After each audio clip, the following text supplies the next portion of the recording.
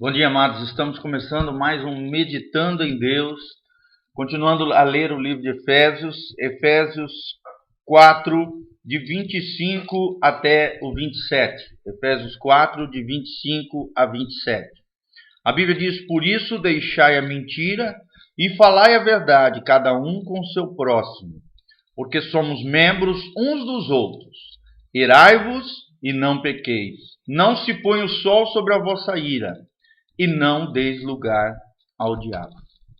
Como é tremendo as palavras de Paulo aqui no livro de Efésios, capítulo 4, de 25 a 27, onde ele nos ensina princípios de santidade, ou seja, condutas coerentes com a vida cristã.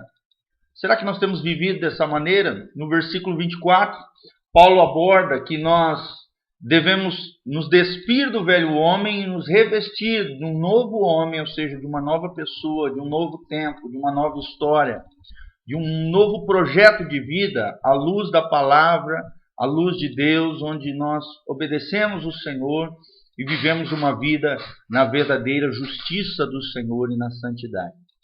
Se nós queremos viver nessa dimensão de justiça e de santidade, precisamos deixar toda a mentira. Mentira é algo muito forte, mas também ao mesmo tempo muito banalizado. Forte do ponto de vista da Bíblia, porque é algo muito sério. A Bíblia diz que o pai da mentira é Satanás. E Satanás não fala verdade alguma, pelo contrário, ele é o pai da mentira. Ele, em tudo que fala e diz e age, ele age com falsidade, com mentira, com engano. Então, quem vive dessa maneira, querido, está conectado com o pai da mentira, que é Satanás. E se nós somos filhos de Deus, devemos rejeitar a mentira, porque a mentira não faz parte do reino de Deus de maneira alguma. Será que você tem sido verdadeiro com as pessoas ao seu redor?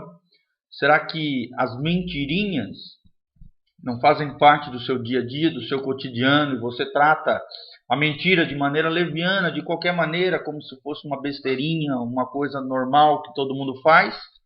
Ou você trata com a seriedade devida que nós devemos enxergar o pecado, como a Bíblia diz? Quem anda com Deus deve viver uma vida de verdade. Paulo diz assim: falai a verdade uns com os outros, ou com o seu próximo. Quem anda na luz, querido, vive na verdade. Quem anda na luz não fala mentira, porque quem fala mentira é filho do diabo. Nós, como crentes, nós temos que buscar a verdade de Deus, nós temos que viver uma vida de verdade com Deus, e nós devemos falar a verdade uns com os outros. A mentira não pode fazer parte da nossa vida de maneira nenhuma. A Bíblia continua dizendo que, rejeitando a mentira, falando a verdade, somos membros uns dos outros, ou seja, aí sim fazemos parte do corpo de Cristo, da família de Deus, porque Deus é a verdade. Ele é a fonte de toda a verdade.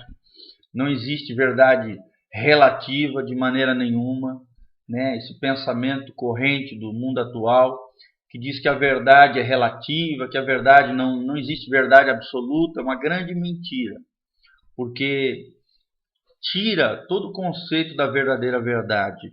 A verdade é absoluta, a verdade está concentrada em uma pessoa que se chama Jesus. Dele procede toda a verdade, ele é a encarnação da própria verdade. E quem anda com Jesus, quem anda com o Senhor, vive uma vida de verdade e na verdade. Será que você tem andado nessa dimensão, meu irmão? Minha irmã, será que você tem vivido uma vida de verdade com Deus e uma vida falando a verdade uns com os outros? Se você faz parte da família de Deus, se você é membro do corpo de Cristo, você deve e tem a obrigação, não importa a situação, não importa as consequências, não importa o que esteja envolvido, fale sempre a verdade. A Bíblia também fala nesse trecho: irai-vos, mas não pequeis. Ou seja, a Bíblia abre uma hipótese, uma situação onde existe uma ira que ela não é pecado. E é interessante, a Bíblia revela isso.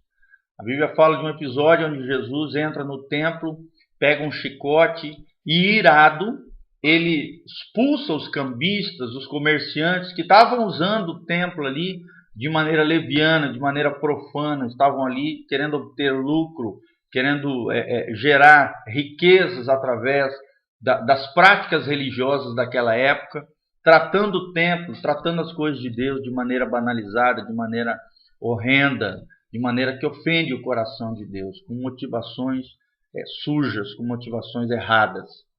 E a Bíblia diz que Jesus entrou no templo, expulsou os cambistas, os comerciantes que ali estavam se aproveitando daquela questão religiosa, e disse a seus discípulos, os seus discípulos lembraram, na verdade, daquele trecho das Escrituras que falava: o zelo da tua casa me consome.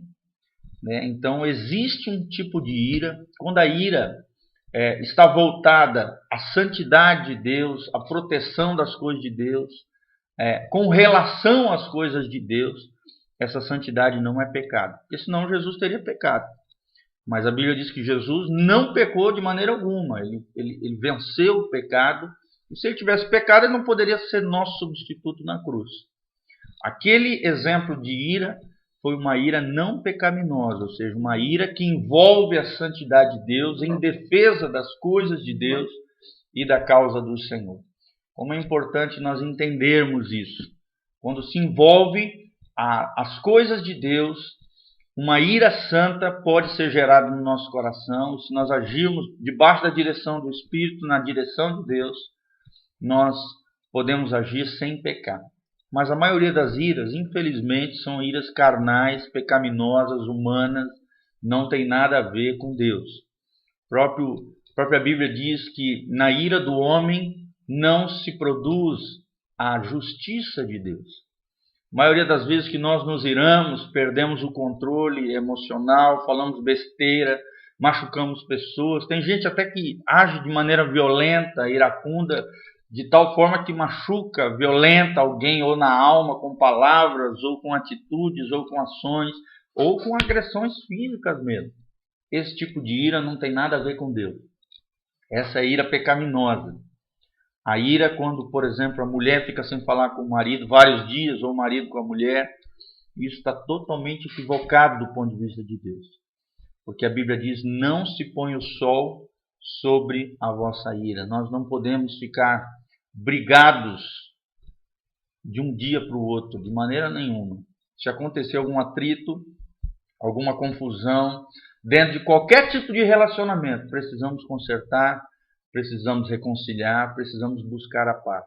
Se tiver que pedir perdão, peça, corrija, mas aprenda a controlar as suas emoções e não cair nesse pecado chamado ira. Então, resumindo, existem dois tipos de ira. Existe a ira pecaminosa, que ela é a ira humana, carnal, diabólica, onde Satanás está por detrás. Tanto é que a Bíblia diz: não deis lugar ao diabo. Ou seja, a ira é um ponto de legalidade que você abre na sua vida para que o diabo entre. Mas existe um outro tipo de ira também, que é uma ira santa, ou seja, uma ira motivada pela justiça de Deus, pela causa de Deus, pela defesa da santidade de Deus, que foi a que Jesus fez quando expulsou os cambistas e onde defendeu e disse: a minha casa será casa de oração, e vocês têm transformado em covil de ladrões. Jesus falou bem assim. E também nós temos outro exemplo no Antigo Testamento, quando Finéias viu um levita indo para sua tenda com uma das filhas dos povos que eram proibidos os israelitas se envolver.